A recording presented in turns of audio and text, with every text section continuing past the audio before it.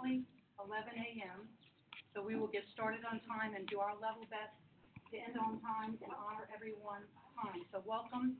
Thank you all for being here in person, and for those who could not join us in person, for joining us remotely. We will begin by having a roll call to establish a quorum, and Mr. Nathan James will do that for us. Michelle Simcox. Here. Mr. Chairman Harry Brooks. Here. David Connor. Here. Senator Gresham. Ben Torres. Here. Chris Harville. Here. Chris Henson. Here. Dr. Sarah Morrison. Her designee. Dorsey Hobson. Karen King. Here. Candace McQueen. Here. Hunter Zanardi. She can't be here with us. October Wilson. Vicky Hall. Here. Madam Chair. Here. Mayor Ridings. Here. Cliff Lippard. Here. Bobby Cox. Here. Our new House Budget Director is with us. You want to just introduce yourself a little bit? Hi, Peter Muller. Mayor McDonald can't be with us today. Dale Lynch. Here. And Greg Turner for Commissioner Martin. Here. Madam Chair, you have a floor. Thank you, Nathan. Without objection, the recording from our last meeting will serve as the minutes. Just a few opening remarks. I do want to start out by saying I'm pleased to be able to meet you all in person and put a name with a face as we continue forward with the responsibilities entrusted to each of us for this committee work that we do.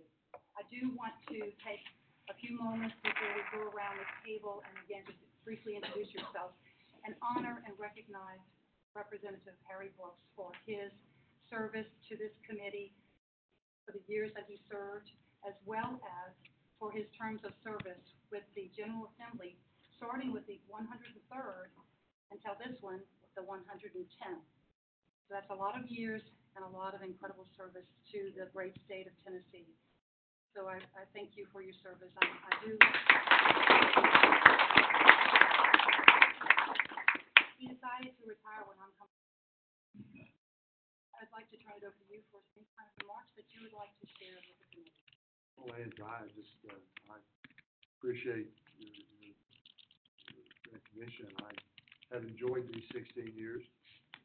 I have dreams and visions about some things down the road, so we're looking at tomorrow in a big way.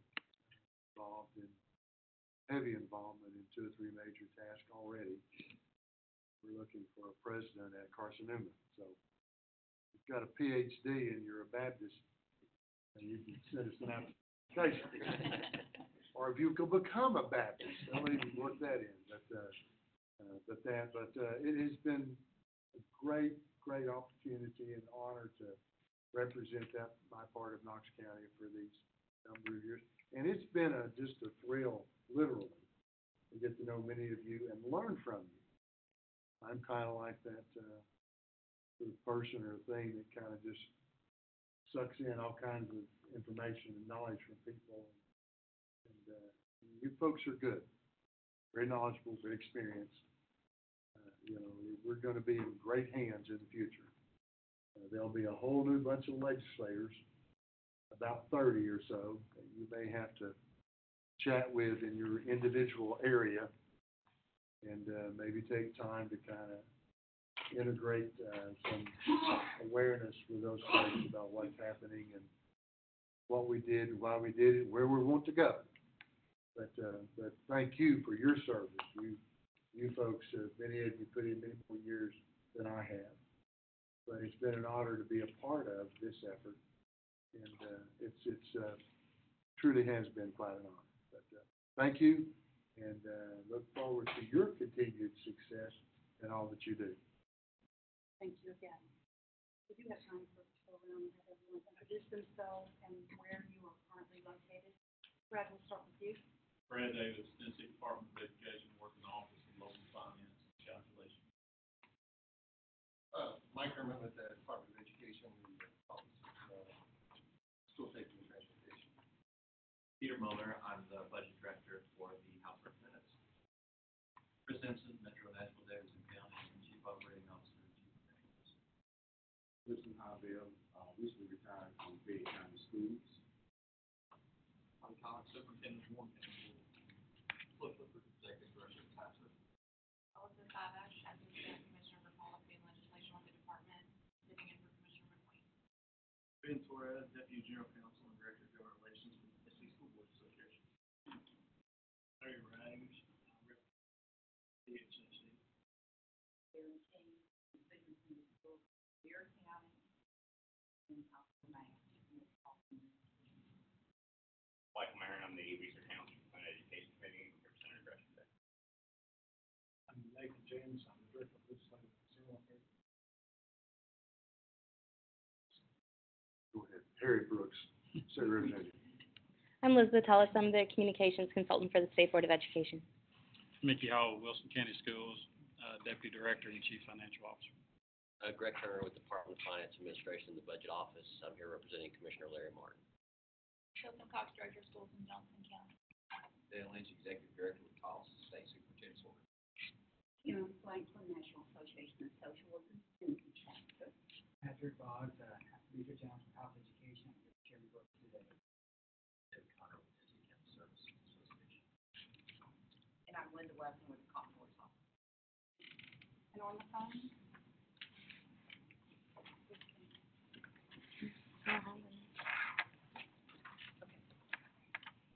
Thank you all very much. Let's move into the agenda with the first item.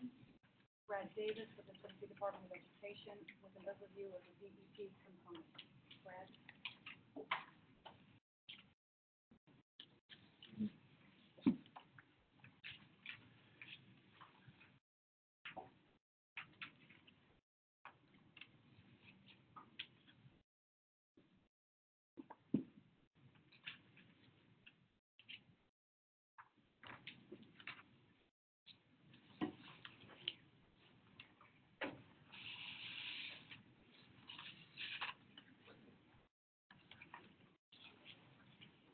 Good morning. I'm actually sitting in today for Mary Ann Dursky, who is the Executive Director of the Office of Local Finance. Nathan had a couple of requests of our office to present today. One was just to give a brief overview of the components that are in the BEP itself. And then the second is to look at some ratio changes on two of the specific components. So currently there are 47 components that are funded in the BEP. We started out with 45 and we've added a couple since 1992. Obviously, the BEP this past year celebrated its 25th birthday since it was established in 1992 and 93. And Nathan has done an excellent job each year in the past couple of BEP annual reports. He's put together a flow chart that details how any changes to the components or any additions to the formula would originate and finally be approved and culminate. And we kind of put that, I put that verbiage together in this presentation as well. If any changes were to be recommended by this committee, then they would also have to be approved by both the Commissioners of Education and Finance, then also approved by the State Board. From there, those changes or additions would go to both the Senate and House Education Committees and would need to be approved there. Finally approved by the legislature and signed by the governor into law. And also, as occurred in 2016 with the latest revision to the BEP, legislation itself can be introduced to change the structure of the BEP or components therein. That last bullet point, the most recent component and addition was just this past year, there was the addition of the RTI personnel positions, response to instruction and intervention. The BEP started out with just two major categories and expanded to three in in 2016 really to four. The first category is the instruction category, in which the state on average pays 70%, and locals would fund 30% in that category. And it's comprised of your educators, your supervisors, principals, guidance counselors, you've got ELL instructors, translators, librarians, social workers, psychologists, and the like. And the fourth category that was added with the 2016 legislation would be instructional benefits, and that was done as a way to measure whether school systems were passing along a sufficient amount of increase in instructional salaries, but it's not listed in this presentation. Moving on to the classroom category, which includes your at-risk component. So for every one of the students that are considered at risk, it's multiplied times the unit cost and generates an allocation. Textbooks, classroom materials, supplies, and travel. We've got exit exams for regular academic and career and technical. Includes technology, nurses, your teacher assistants, library assistants, substitute teachers. I need to back up for just a second. Most of you here are familiar with the structure of the BEP. Do remember that these components carry with it either a ratio and a unit cost, or multiply times the unit cost. So in the case of teachers in grades K through 3, for every 20 students, a school system would earn one teacher. So that has a ratio. Principals have a ratio within individual schools. All your personnel positions, for the most part, are associated with a ratio and then are multiplied times a unit cost or a salary. The 2019 BEP salary unit cost is $47,150. So you would multiply all the professional positions times a salary of $47,150 to get the salary allocation for professional positions. And like I said, if the other components are then multiplied times the unit cost, such as $76.75 for textbooks. Finally, the last major category in the BEP itself is the non-classroom category. I failed to mention that on average in the classroom category, the state pays 75% on average, with locals picking up 25%. Here in the non-classroom category, the state pays 50% on average, with locals picking up the other 50%. These components within the non-classroom category are outside the classroom, include most of your central office functions, superintendent, technology coordinators, school secretaries, maintenance and operations, custodians, transportation, and capital outlay.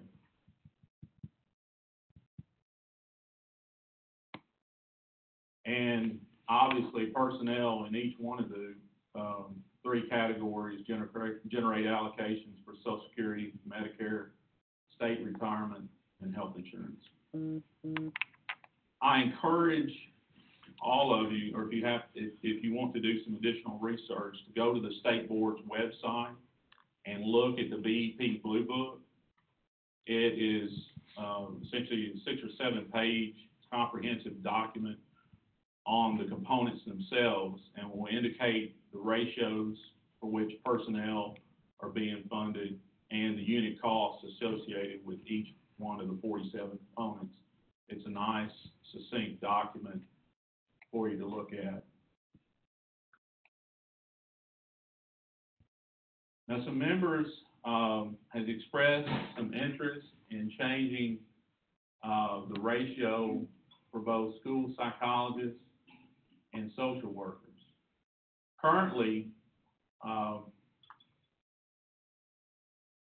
school psychologist is funded on a ratio of 1 to 2,500 students, and that's calculated on a district-wide ADM basis.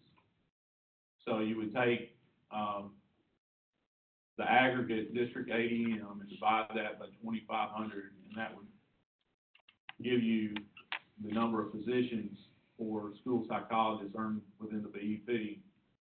And each district earns a minimum of one position. So if you have an ADM, if a district has an ADM of less than 2,500, obviously that district would get one school psychologist funded in the BEP. And then, as the PowerPoint says, that is multiplied times the instructional salary unit cost, which is currently $47,150, to give the funded allocation for school psychologists. School social workers, currently funded on a ratio of 1 social worker for 2,000 students. Once again, you take the aggregate district ADM and divide by 2,000 to arrive at the number of positions that the school system would generate, multiply that times $47,150, and that would be the allocation. Once again, if a district has less than 2,000 students, they would generate a minimum of 1 position. Now, members were emailed a spreadsheet that contained 2 tabs. I think Ben, you're gonna bring the spreadsheet up for us. That just details what some additional funding would look like if the ratios were changed for both school psychologists and social workers. So on that first tab is the school psychologist, currently at a ratio of earning 1 for 2,500 students, and there's a proposed ratio change of 1 to 1,750 was still every district, if they had less than 1,750 students, would generate a minimum of 1 position. So that there's a reason why some of these smaller school districts would not be generating any additional funding. When you change that ratio from 2,500 to 1,750, it generates an additional 161 positions statewide, and an additional state cost or additional funding to the districts of $6.2 million. And if you want to take, can you click on that second tab there on social workers? Second tab is social workers, going to a proposed ratio of 1 for 1,500 students from 1 to 2,000. Once again, if a district's ADM is less than 1,500, they would still generate a minimum of 1 position. So that's why some of these smaller school systems do not see an increase in funding. With this ratio change, it's an additional state funding of $6.1 million and an additional 159 positions. Now, obviously, changes to these components, as I said earlier, can originate with this committee, then be approved by both commissioners and approved by the state board, and then it would make its way through the legislature to be incorporated in a future version of the BEP.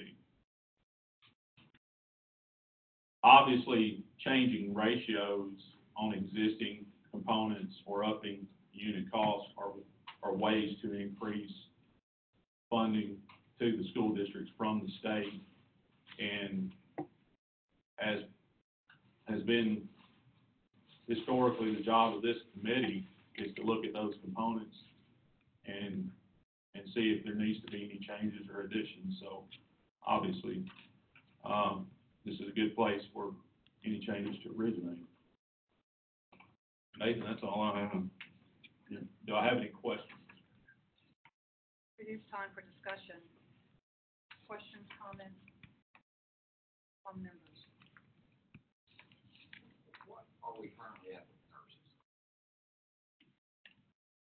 I couldn't tell you offhand, but I'll get you the answer here in just a second. I don't have all the 47 components, ratios, committee members.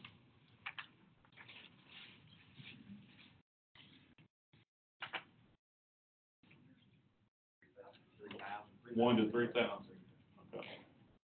And obviously that is, a component that has been discussed in the past, obviously.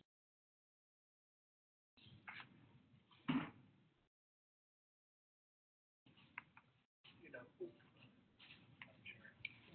one of the, and we're obviously, we're gonna be talking about this quite a bit today, is trying to find what's the right mixture to go after in terms of all the different support positions.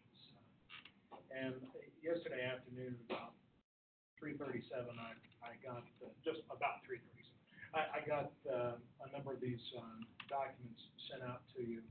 I want to make sure that when you've got a little time, and there were 13 separate documents, many of which were multiple pages, and so that's why we didn't feel trees to make sure you had them all printed out in front of you today. But take a look at a document that was done for us at my request by the Education Commission of the States. They put together a really nice piece of work on the question of what are other states doing on the right ratios of support personnel, looking at counselors, looking at social workers, what other states have done, what's the model, what are the what are considered the right numbers there, because it's difficult to know exactly what's the right answer on all these, but that's something we'll be getting into as the day goes on. But I wanted to make sure that this one specifically, that it didn't just get lost in your email as you all,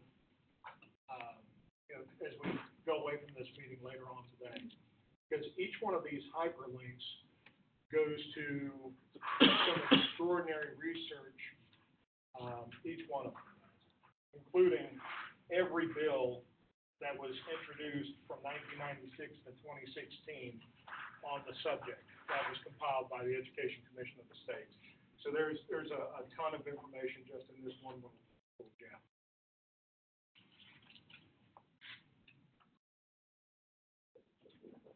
Any other comments? Yes.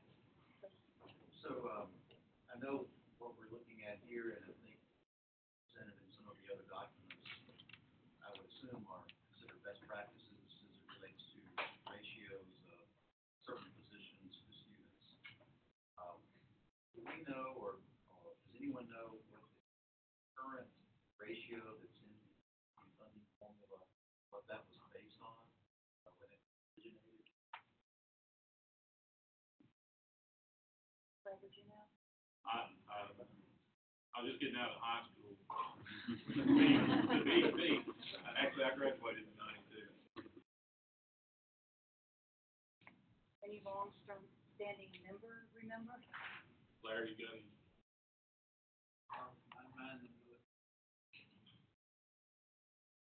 It's a great question. I think we'd like to get the answer to that if there's any way to know, to go back in time. I don't know what type of archives and data you have access to. It may have been like some of the other ones where it was just backed into based upon the amount of money available. Good chance. So, Mr. Chairman, would you not say that that's probably the case? Yeah, that's my thought, Chris. At that time, there was a chunk of money put into the pot in addition to what was already there. And I don't know at what level, how much they could add to the pot. But I would say a lot of it, in some of the other categories, the major categories on salaries and so on and so forth, they emphasized money there. And I think they met some court directives, and as they added these other items, I think it was probably what was available financially. And that's always an issue every year, even in local government. Locals, you all have the same question. How much can the locals put in the total mix of dollars?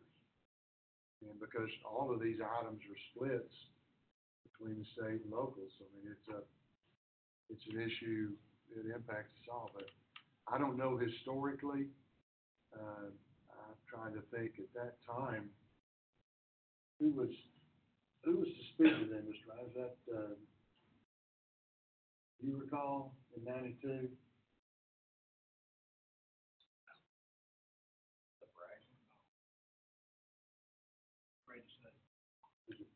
Bragg? I think it was Bragg.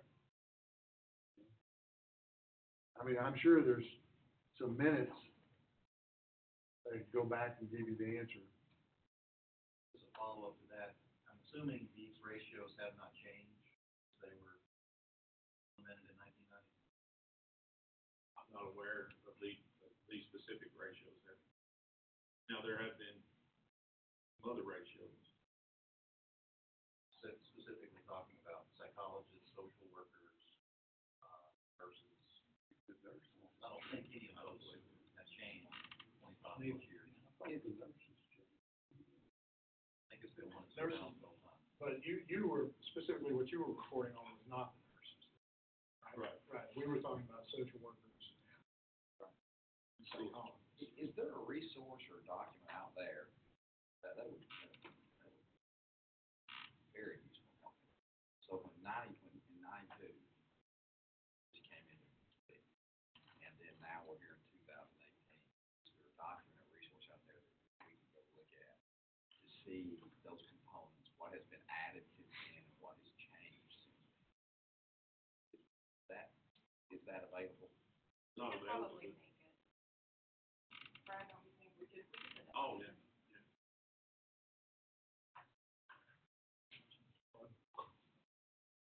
Something the council was on. They've got an exhaustive supply. I don't think we have exactly that. I was trying to think of all the things we've done on the BEP, but I don't think we've tracked it back from '92, what's changed. I don't think we have that. We put something similar together when the BEP task force was convened. Greg, I don't know if you were on, but I feel like we have something similar that we can at least pull from that. Be very helpful.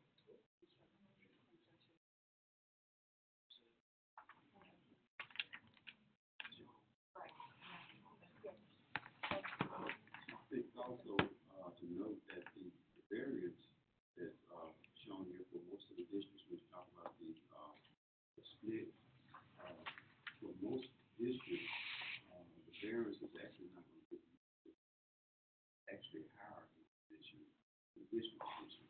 So I just think that needs to be noted, in terms of the dollar amount that us will be generated and the cost of that position.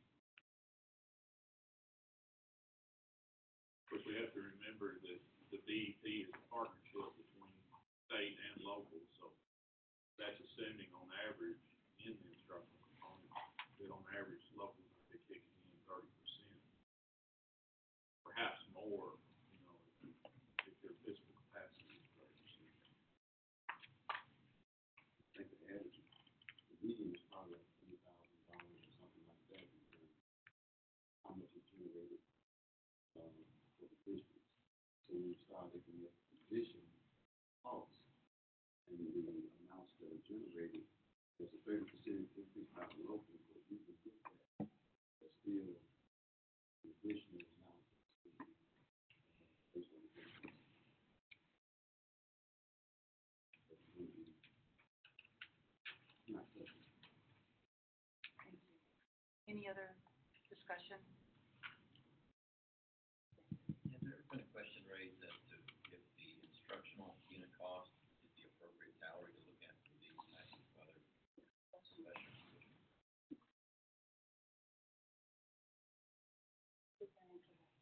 Well, obviously, in the past, couple of years, and you look back at probably the 16,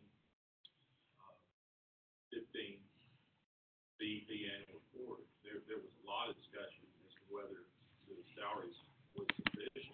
And we looked at statewide averages, we compared to other professional like-minded positions, and obviously we recognized that we weren't paying as much as we would like to, and as much as we think teachers obviously deserve, but there certainly has been a commitment by the administration over these past years to improve teacher salaries.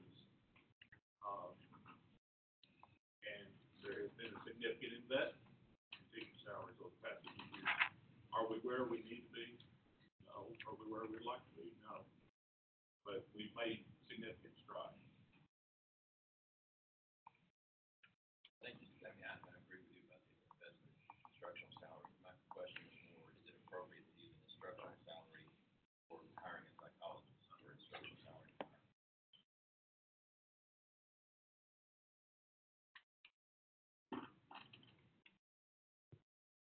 Anyone want to weigh in on that one? Yeah.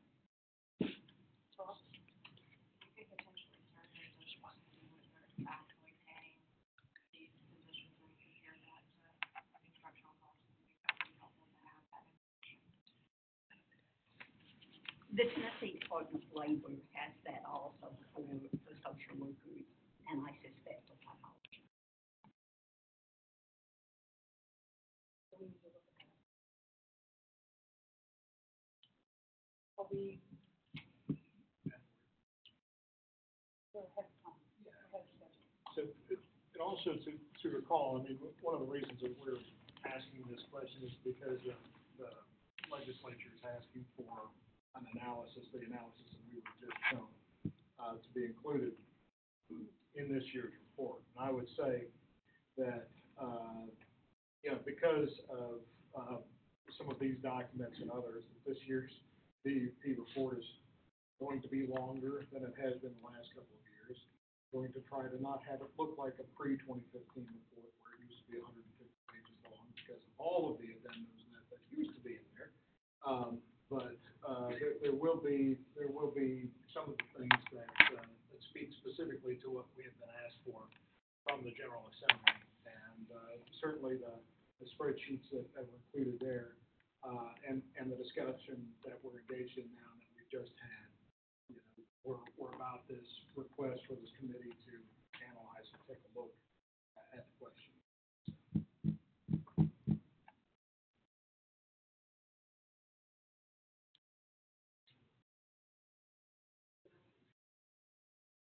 So we do that.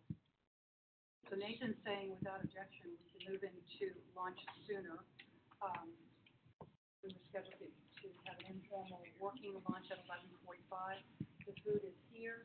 The intention is to get your plate, bring you back to your spot, and we would have a working lunch where we will talk about whatever you want to talk about. That's not, it could be on the agenda, but not necessarily.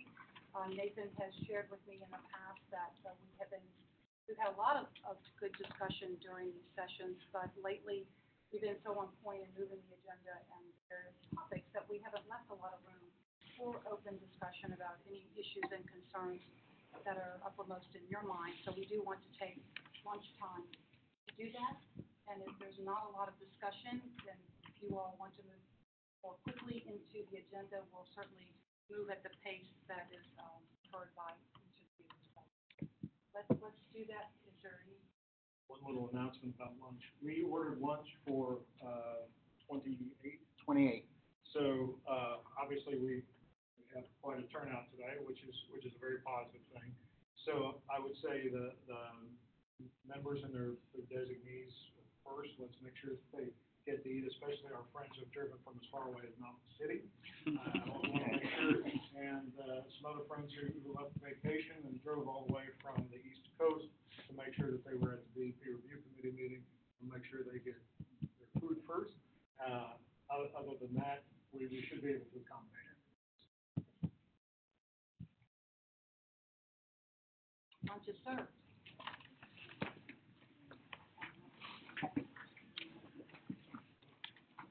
sweet tea, and there's also unsweet tea. That's what they have over there, and, one here.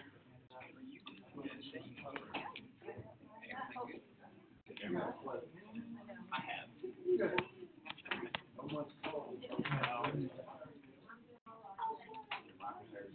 Doing well, how are you?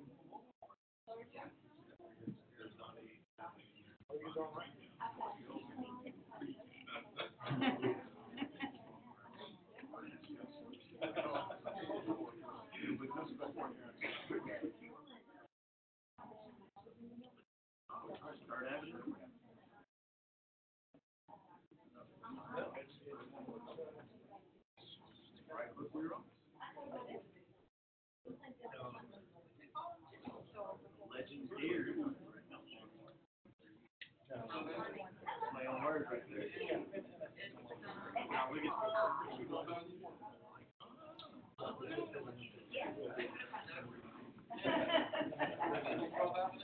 Third act, you have third act.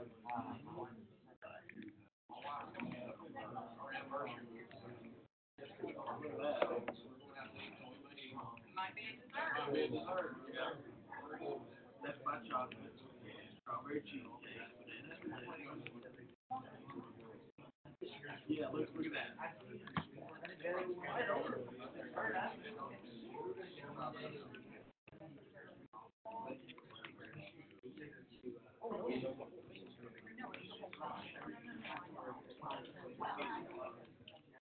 I like these.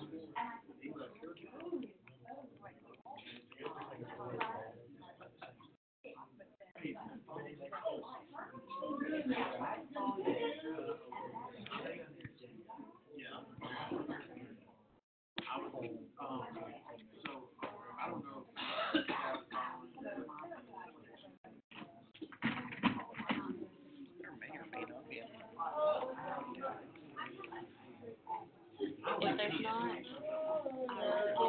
and we will just go have a late lunch. There you go. We can go, we have a car, we can go wherever we want. That's right. We have to. We can. You're not used to this, take the train. Yeah, no kidding. I didn't get anybody. Really? Wow. I'm gonna try it again just to make sure, Right. but I mean, I don't have anybody call. Nathan said no, we saw 2 people were calling, and, I mean, we have a quorum, so that's good. Yeah, more than. And if anybody was having problems, they'd probably try to him. Sure. Yeah, it was hard.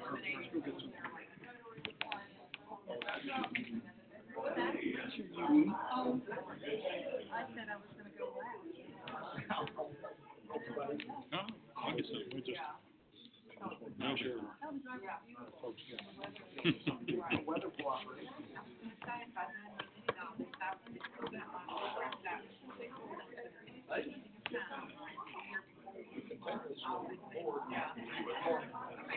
Nice. You are awesome. You did the right thing. Thank you very much. No, it's Casey. Casey did that. We'll make sure we get some good stuff.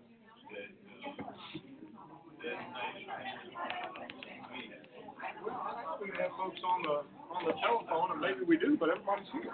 You know, it's pretty good for them. But we're still how we're getting the recording. No, the recording's through computer. Well, it's open. Yeah.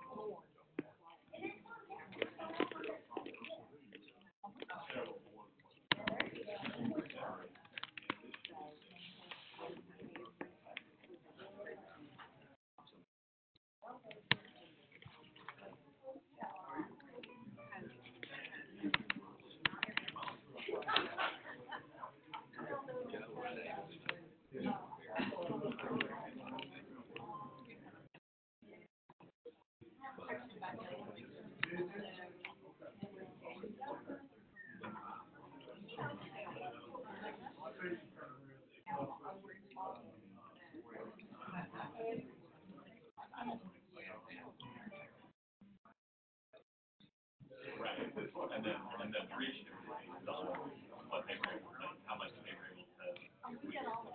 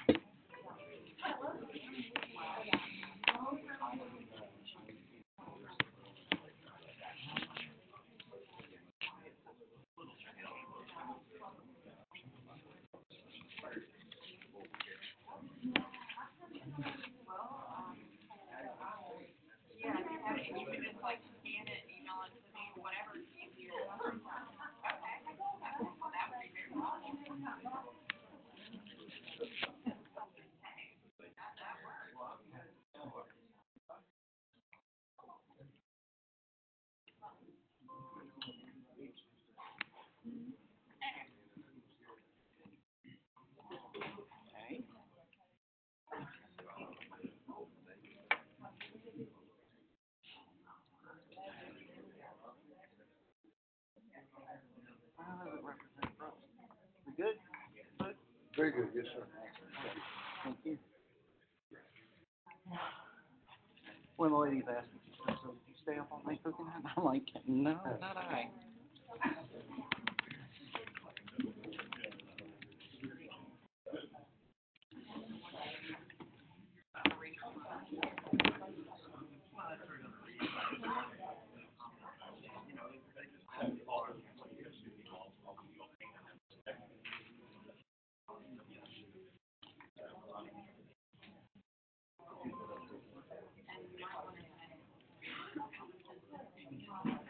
Mike and I had,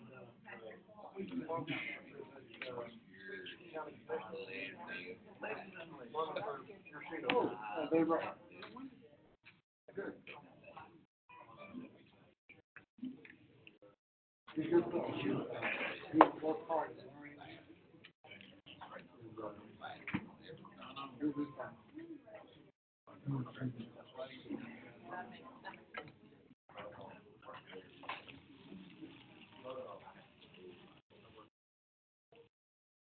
Me and Mike's a pretty good friend.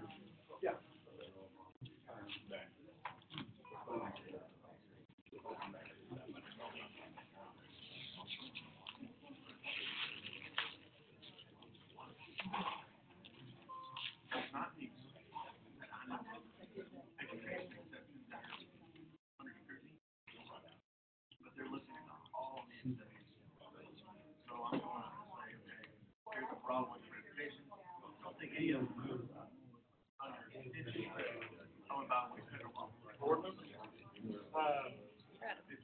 We'll see which part of that.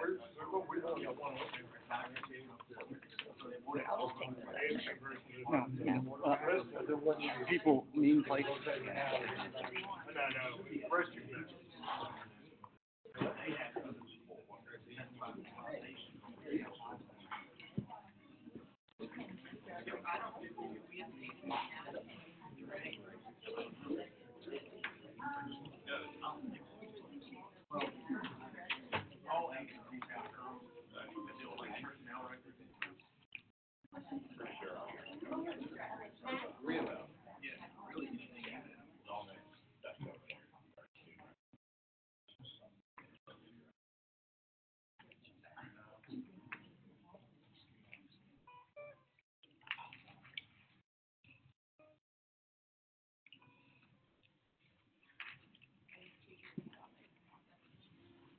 Good meal. Nathan wanted to make sure that everybody had a great meal, be here in person, especially with you being in the last. We could do this and something to, this is like a reunion for a lot of people who have served each other and served in different capacities.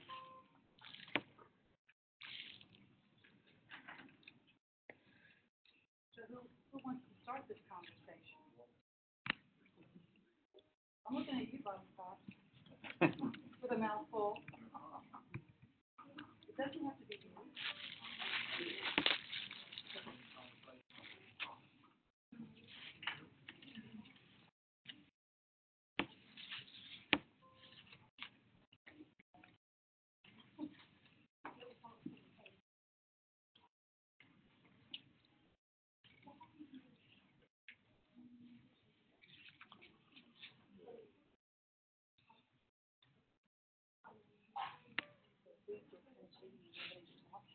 That's what we're gonna be doing.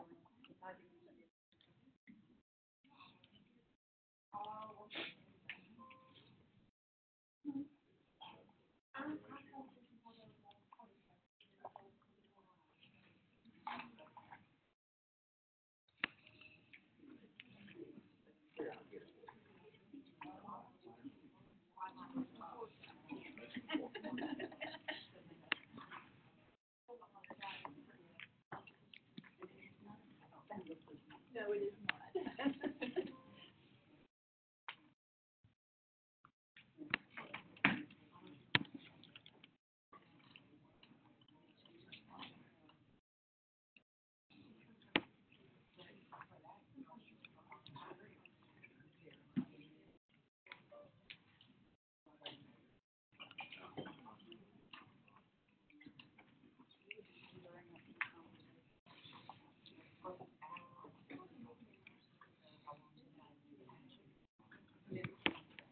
How's the name?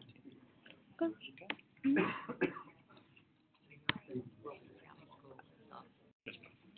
Y'all found enough bus drivers over. I noticed y'all were all struggling, filling restaurants filled. We had a good spring last year. It's starting again now. Got a lot of sickness. The DOT physicals are killing us.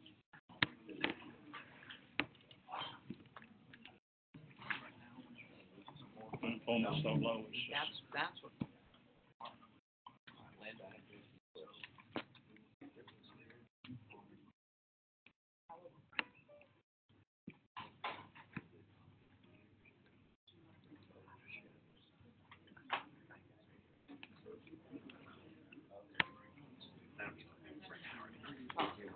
No. That she became famous. Well, no relation as far as I know. My husband kept trying to find a relation with the weapons and money, and can't find that.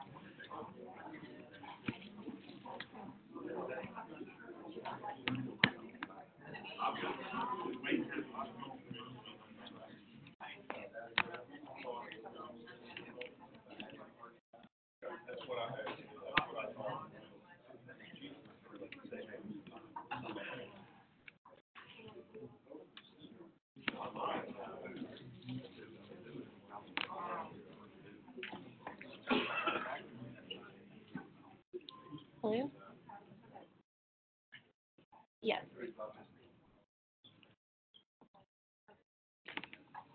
Yes.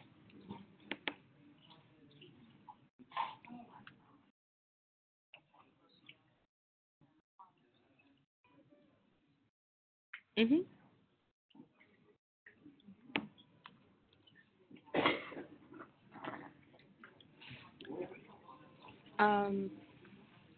It's just not there.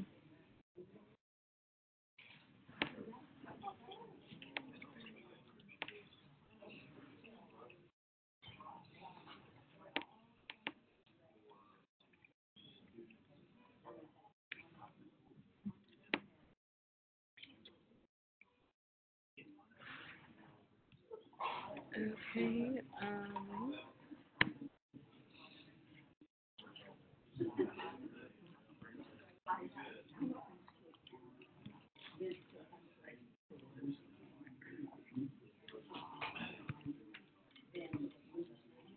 I'm sorry, what was that?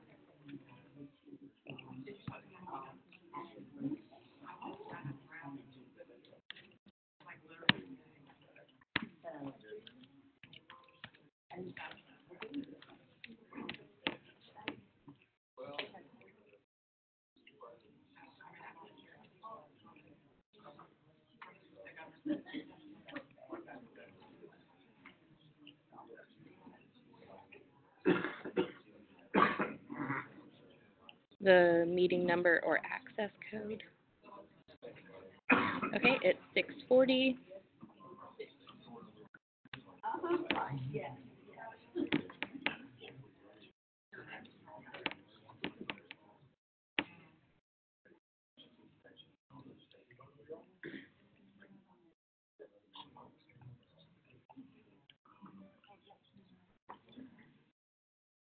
That's what I was looking at.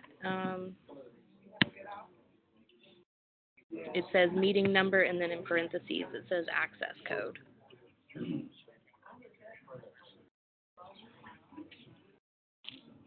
Okay, it's 640, 811, 500. Mhm. Just that one.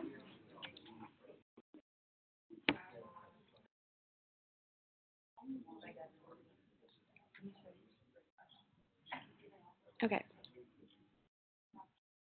All right, thank you. Bye.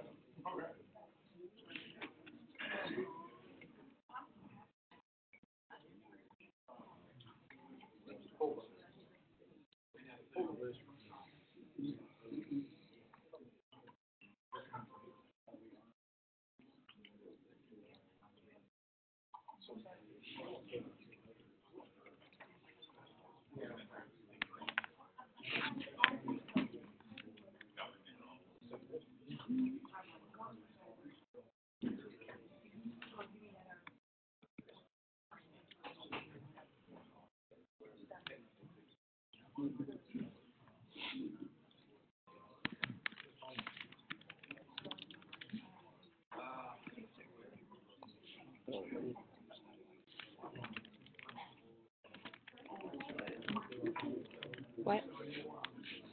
I'm impressed, I like this.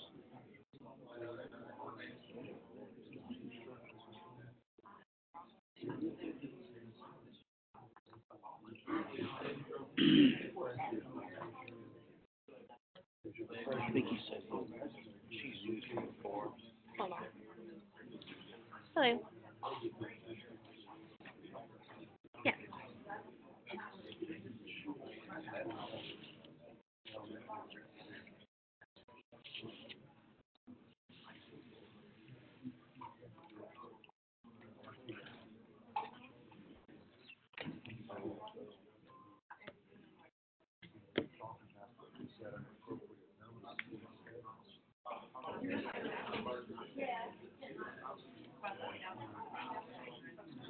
Okay, thank you.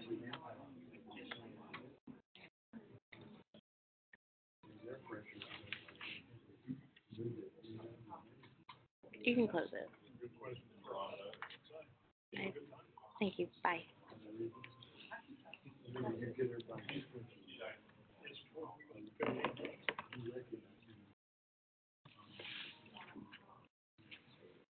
I know some of you all are still eating, and I know typically it's better to be able to talk when you're finishing, but I'm going to recognize Representative Brooks, who does have a question that he would like to pose, especially to the school district.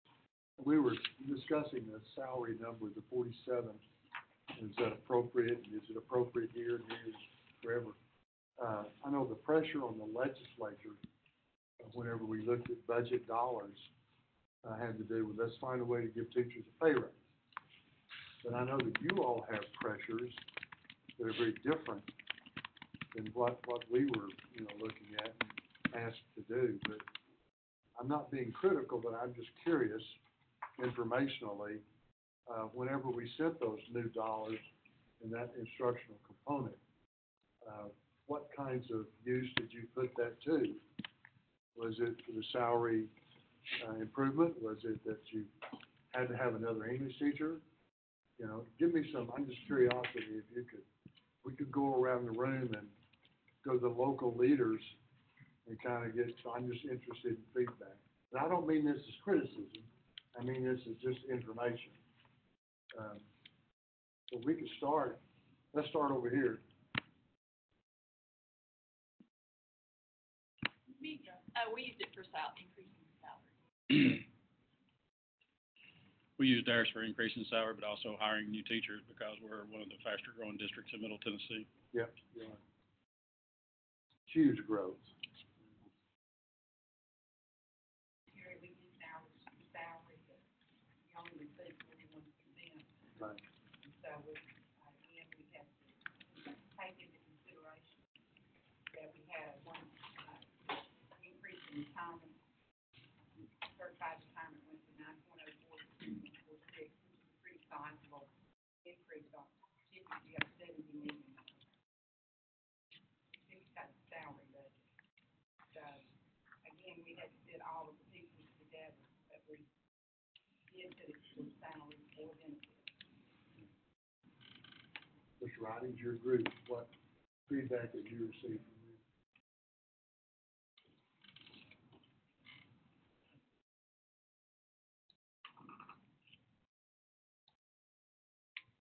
I'll be honest with you, I was talking to Karen. I think we'll be live. Okay. We use ours for salary. We gave $800 increase. All our teachers, we did an $800 increase last year. Of course, benefits increase, we're still struggling, with how we, manage that. We're paying about 60% now on benefits.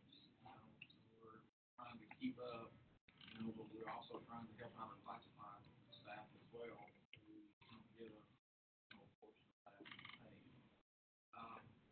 think my struggle, I don't know how Michelle, but, my struggle is, trying to balance what we do, from year to year. Last year, the year before last, I go back year before last, we were about 100 students up from what we were the previous year. So we got a little extra money from BEP wise. Of course, we tried to, pass that along, take care of some benefits, do the $800 increase. And last year, down 150. So, if I had maintained that, I would have gotten, with the new increase passed on, we would have gotten 1.6 million just in maintaining the numbers. We lost 150, so I got 197,000. All we got total BEP. So, we tried to still, do that. We're budgeting out of our reserves about 50 million, to balance our budget, so we can do that. What's your total budget? 52 million. So, that's not a good, plan of action long term. And we're still meeting our reserves, we're still, got enough that we can maintain, but when we're talking about partnerships, my graph is about the local. Our local is not, whenever money's been passed down, it's not been matched. And I know that's the same graph that everybody else maybe has. And they do pay more than the required. They're just absorbing, instead of adding to it, they're just absorbing it, saying, we're doing our legally required match. Absolutely. And that's difficult. I've asked for increases in, property taxes. Never, haven't gotten one in 7 years. Past twice, not gotten one. So I would be interested, to see on that VP form that we get, it shows the locals maintenance of every year.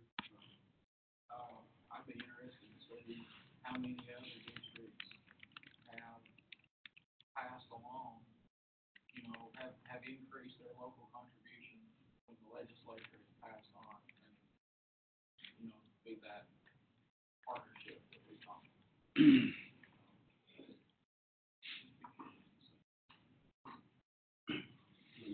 Big county, increases have been used to, give raises.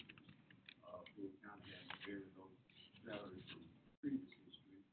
So, currently the process is to try to actually increase the teacher salaries. So all of the, increases have actually gone, for teacher salaries and, benefits, insurance, and retirement.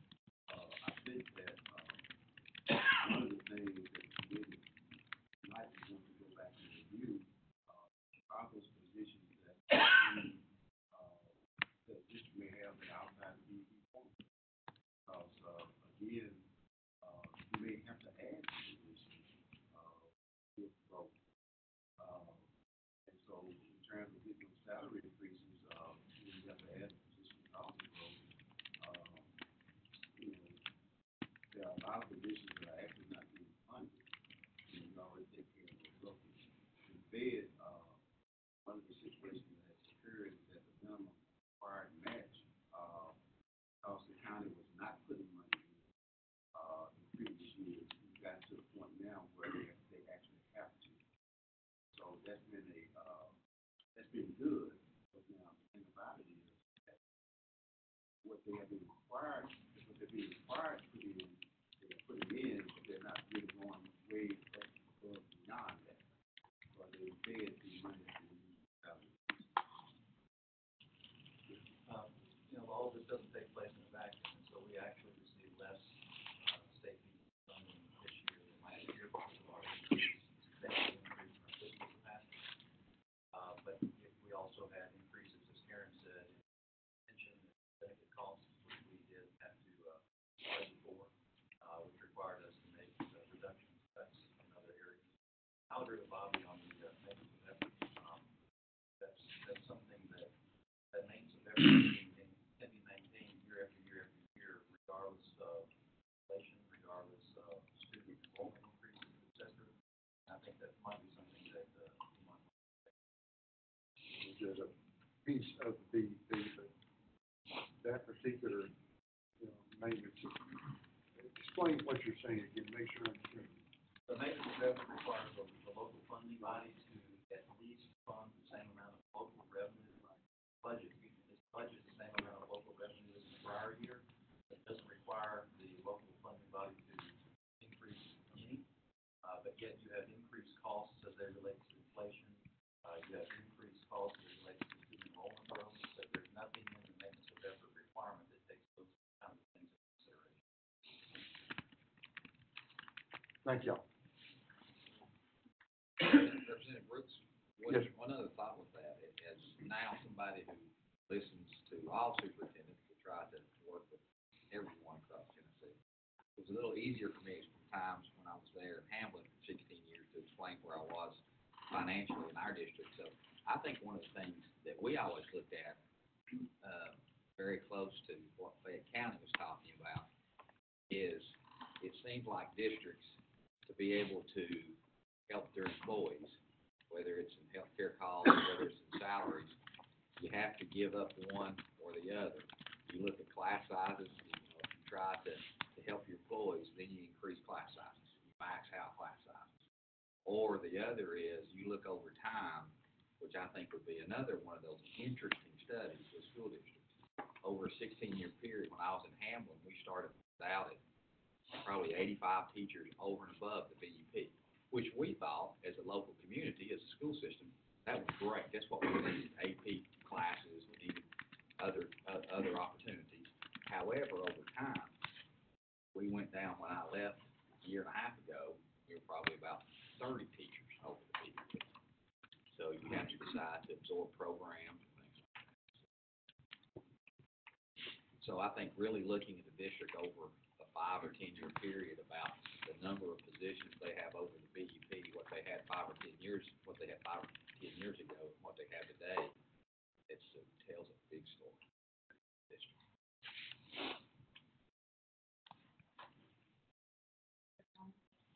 Questions? Good discussion, great feedback, lots of challenges, no doubt. We're a little bit ahead of schedule, but I think we should go ahead and move into the next topic, unless anyone objects to that. Mr. Mike Coleman, with the Department of Education, School Security Survey. Well, good afternoon, everybody.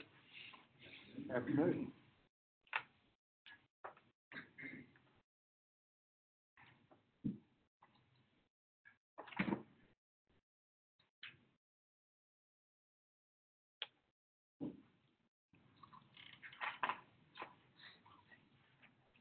So, can you hear me okay? Good. I think what I can contribute to the conversation is to give you a sense of sort of where we're at in terms of the presence of not only school social workers, but also school nurses, school counselors, school psychologists in schools across the state. My name is Mike Herman. I'm the Executive Director of the Office of School Safety and Transportation. Been with the department for a long time. Some of the conversations about the BEP and back in the early 90s, I was actually, in terms of school safety, I was with the department.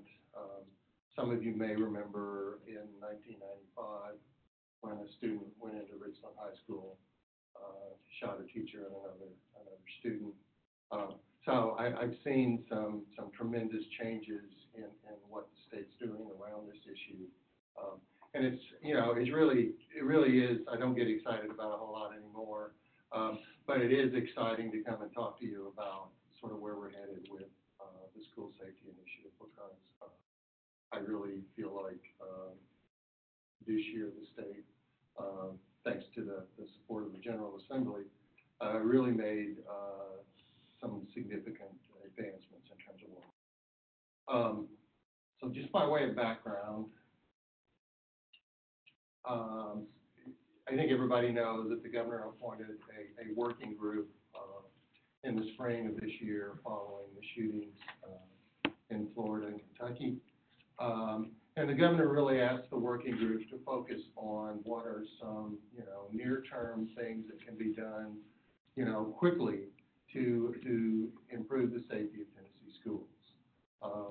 The working group met 4 or 5 different times, made some recommendations, and I think as a result of those recommendations, and again, as a result of the support from the General Assembly, there was actually a $25 million one-time appropriation, as well as an increase from $5 to $10 million in the recurring funds that are made available to school districts. And that funding was allocated to school districts based on their relative share of BEP. One of the highlights of all that work, I think, has been that, part of what the working group asked for was a security assessment of every school in the state. And I'm very pleased to be able to stand in front of you and tell you that 1,804 schools, every school in the state participated in this assessment. So it really is, I think, a landmark opportunity to really get a picture of what's going on at the building level around school security. The assessment itself was developed by the Department of Safety and Homeland Security.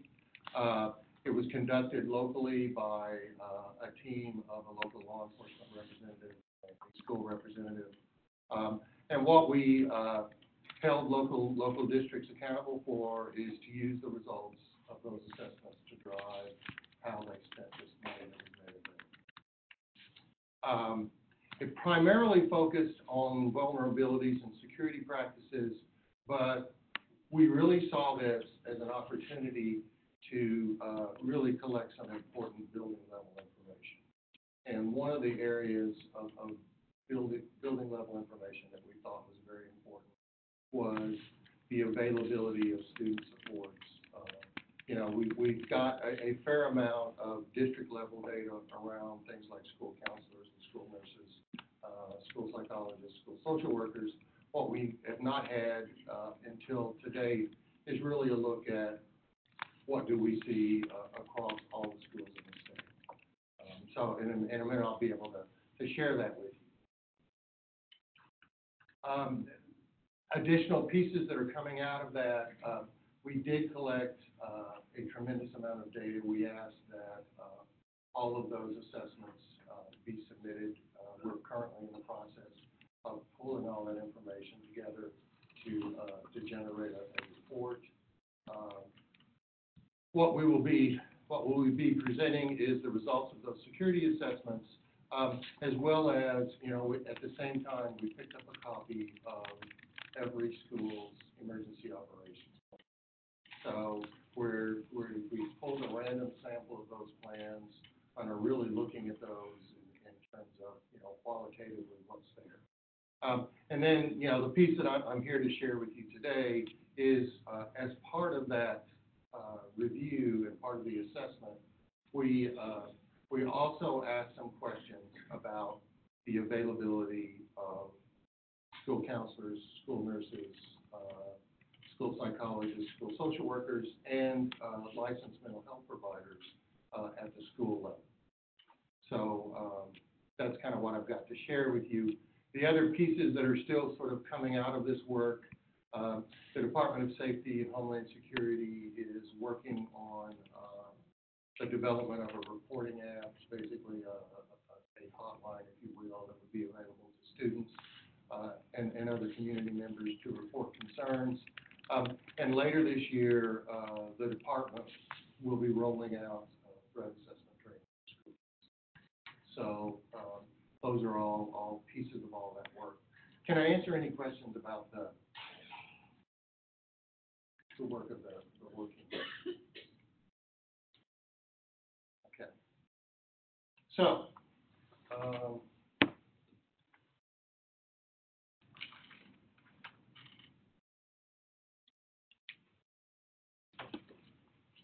I sent this to you as a spreadsheet in advance of the meeting, or I think Nathan did.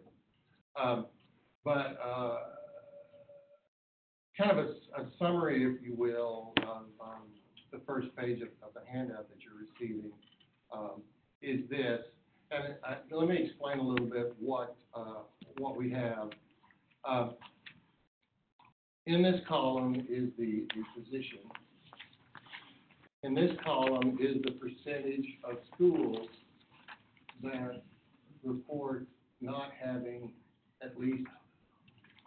not having any access to this particular position. Okay, so basically, 4.4% of schools report that they don't have access to even a part-time school counselor. In the third column, these are schools that report having access to at least a partial position, less than one full-time equivalent. And then finally, over in the fourth column are the percentage of schools that report having at least one full-time equivalent in their school. Does that make sense? So when you say less than one FTE, are you saying this they may have a person, but they're probably sharing, say they're sharing a school counselor with another, or they're sharing a social worker. All right. So these are by school, not district. Right, these are by school.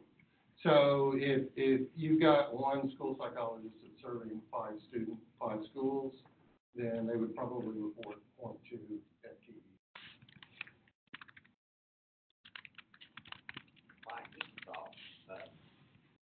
A lot of our alternatives, some of the alternative schools in Tennessee have a school number and some do not. I think that would be some at-risk students that they serve. How would they be factored in? If they've got a school number, then the other pieces of information that you have, if you flip over the district level data, let me just explain real quickly what we've got there. The third column is the number of schools that are in that particular district. The fourth column is the number of full-time equivalents that were reported for all of the schools in that district. Same thing with school nurses, school psychologists. In your work, it's been a long time, do you think there are any schools out there that school systems that have an alternative school that don't have full-time counselors? Yes. You do think Honestly, the quality of our alternative schools varies tremendously across the state. Some, I think, do a tremendous job supporting students. I think some, they're likely to have a teacher in there and providing some instruction. A lot of times, I'm one of them. We don't have a counselor in Arnold. And, we share counselors, with high school. We don't have no students in there.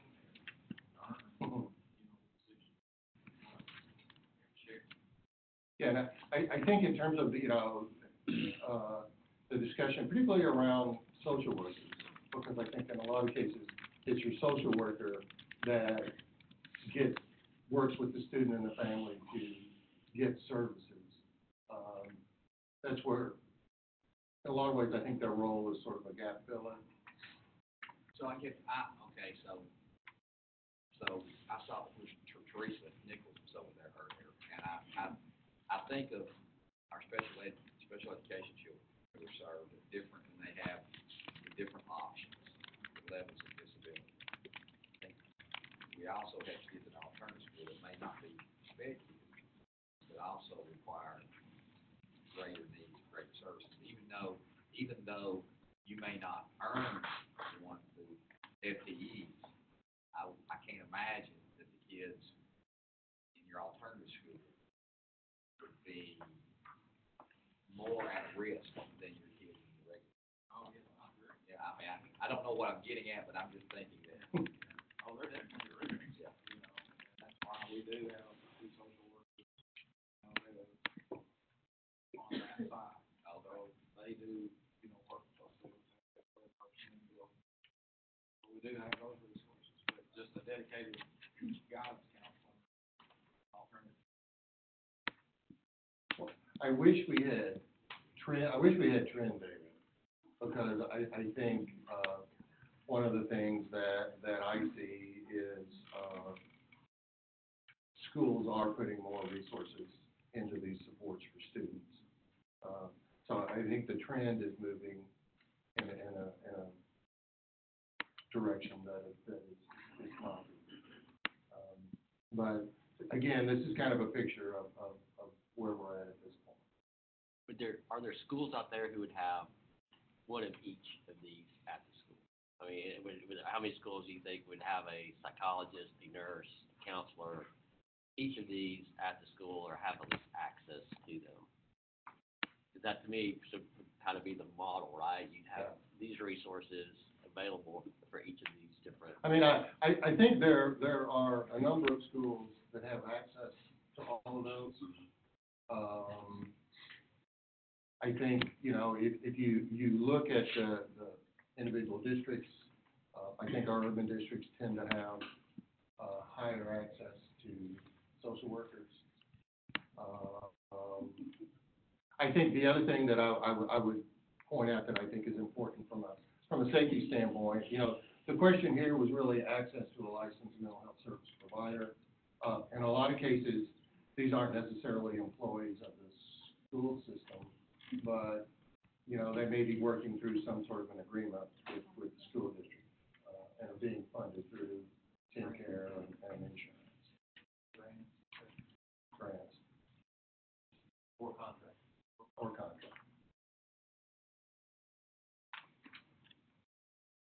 So in looking at the reports, there are clearly a lot of schools in the report that do not have a psychologist, that do not have a social worker, that do not have a licensed mental health provider.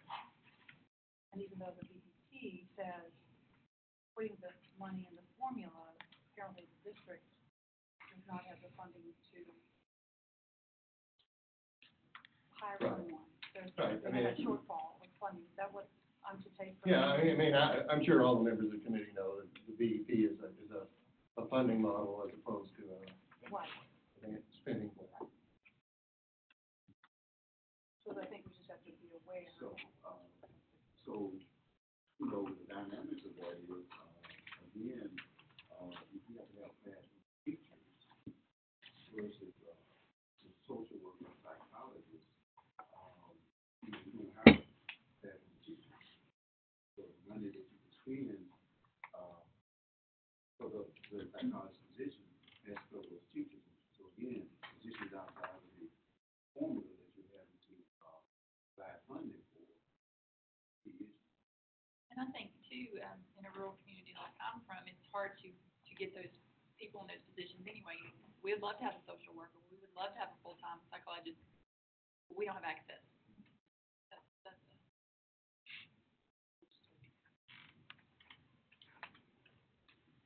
So I do want to take this opportunity to acknowledge Teresa Nichols is here. Teresa's the Assistant Commissioner for Special Populations and Student Support. Teresa, anything you want to?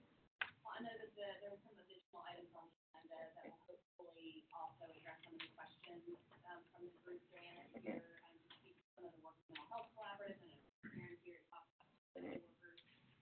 But we're just really excited at this topic on this.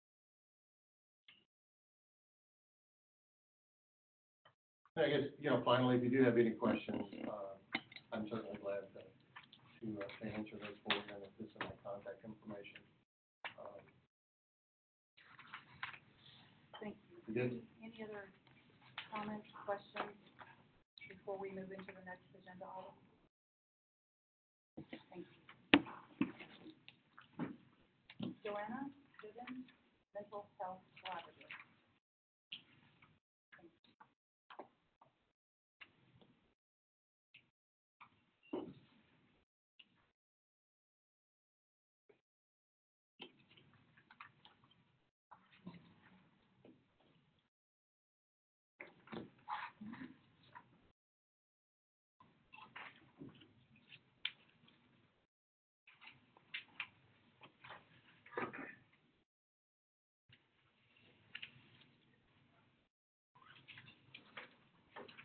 she's loading up my PowerPoint. I'm Joanna Bivens. I work with the Department of Education. I'm the Director of School Psychology Services. I'm a school psychologist by trade before moving into the department. In the Mental Health Collaborative, I was asked to speak on that just to give some background.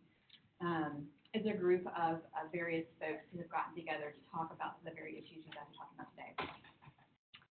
So we actually started meeting, I think it was February of this year, after Karen had come into the department. We had a lengthy discussion about the various roles that currently serve schools and mental health. The timing of it, honestly, we met, our meeting was scheduled for the week that just happened to occur right after the school shooting. We had already been scheduled to meet, so it was one of those things I think was near and dear to all of our hearts to address how we can serve students in the mental health field. But the broader discussion came at the department. We have positions that have joint expertise. We tend to work a little bit in silos. I know we've been talking about how many social workers we have versus school psychologists versus school counselors. In reality, a lot of those roles have so much overlap in what they can do. How can we best work together in a team environment to make sure we're meeting the needs of students versus working separately? So we got together, and through that meeting time, I think within a couple of months, it actually became legislated that we continue to meet as a collaborative, that we jointly work on building this out more. We made our vision and mission based on what the legislation requires, and that's for us to look at the roles and responsibilities of the various positions. You can see that what's included up here, aside from just social workers, school counselors, and school psychologists, are nurses as well. Part of the reason for that is because we know the front line, a lot of times our students will go to our nurses when they're not feeling well, psychologically, mentally, they'll go somewhere to address physical needs. Upset stomach, headaches, that kinds of stuff. And so we wanted to include our nurses in this discussion because they a lot of times do work with our students in that area. So we want to look at the roles and responsibilities of each of those three categories, as well as the nurses related to mental health, and then also be able to speak out on how we can serve together. So the legislation actually requires certain members, and we've had some other members added on just in addition. But you can see the required list are all of our Tennessee state associations associated with each role, as well as the Department of Education representatives. So myself, Sarah Smith, who is speaking for our social workers now, and then our Director of School Counselors are also involved with this. And then we also asked for practitioners, so we didn't want just board members to be part of that because sometimes our board members are not actually acting as that role within a school setting anymore. And so we asked that we had some representatives from each of the roles that actually work in schools to join us, as well as some other folks that work in the community and mental health so that they can speak to the community side of it. So we've had a pretty good combination of folks coming together to look at those roles. And what we found, we actually had them map out what does your scope of service allow for based on your licensing, based on your accreditations, based on your certification and your training. What can you do in the area of mental health to address student needs? And we had everybody map that out and then find out where they overlapped. And what we found was that the majority of our tasks actually overlap versus have separate, different areas that they could do. There were some areas that were specialized. For example, as a school psychologist, I can do a psychoeducational evaluation. I can test students. I can identify disabilities, and that's not something that a school counselor or a social worker would necessarily do. So just there are some different expertise, but basically overall there's a lot of commonalities there. So not only did we look at our national and state associations, there's a national group that got together that did this exact same thing, and they created a framework for safe and successful schools. So you'll see that link on your PowerPoint that you have access to, and that's where all the national associations came together and did exactly what we're doing and mapped out how these roles can work collectively, as well as what their expertise and training is in. So if you have questions about what's the difference between each one of these roles, that document lays it out pretty well. So I also put together this, and I know we talked today quite a bit about the various ratios and where we fall. There's been a lot of questions regarding salary as well as what the national ratios are. So just to kind of give some reference, for this slide for you guys to review. Again, it references the national recommendations compared to where we fall in our BEP funding. And I know national is pie in the sky. That's the recommendation saying if you were to do all the scope of practice associated with this role, this is really the most that this individual can serve at one time. So if we know that they're trained to do all these things, then in reality, the most they can serve to do all those things are about these numbers. Okay?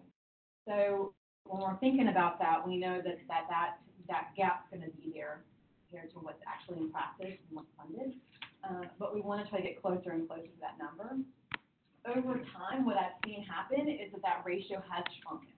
So part of that's the expertise of the role. So for example, school psychologists didn't exist for many, many years. It was a somewhat newer field in that it came to be. I know I was talking with a professor out of the University of Memphis, and he said he was one of the first cohorts that went through the school psychology graduate program when it first started out. So it's relatively new, and the role of a school psychologist and the training involved in that role has expanded.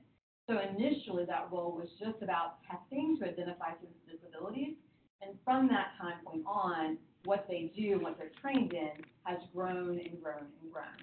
So rather than just doing testing, now they're trained in counseling, now they're trained in different therapeutic techniques for mental health.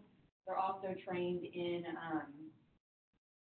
behavioral interventions, academic interventions, all the way forward, so they can serve more things with students. So I think that's why that ratio has gotten smaller over time. The Office of Special Education Programming did a study in 2016 and found that about the average ratio of school psychologists to students was 1 to 1,440. A study that was done a following year by an outside researcher said that they estimate that the ratio was around 1,380 per student. So you can see within a year's time that it even shrunk a little bit more, and I think that's why we're seeing some differences there. I'm sure the same has occurred for social work, and as far as seeing the benefits of our social workers, especially, and I know Kim will get into this with attendance and our chronic absenteeism, but there's been a lot of things that have expanded in the field as far as how they're serving students. I think we all know, we all feel the mental health challenges lately, as well as the school safety, which is another aspect of how these roles are now serving students that they may not have been serving in the past. And so it's just kind of continuing to grow. So you can see on the slide, it kind of goes through how those roles kind of differ. We've been talking about this in our mental health collaborative, trying to iron out what are those various expertise. I went ahead and took this from the national framework, though, just because I felt like it did a pretty good job, since we're not done drafting ours, of kind of showing the differences there. But when you're asking about if you have a social worker, do you need a school psych, do you need a school counselor for every school? I'm not sure it's for every school, and quite frankly, there's a shortage out there. I know that was discussed a second ago, that even if you want one, it's hard to find somebody. And there's various reasons for that, which we'll discuss in a second. But when we're thinking about what they can do, there's a lot of overlap. And it should be based on that team approach of how we're working with those students to best meet their needs. Within a district, as a school psychologist, my training is going to be in an area of expertise, and I'm pretty well-rounded as far as my training goes. But I also bring to this job some of my past background, which makes me more likely to get involved in mental health.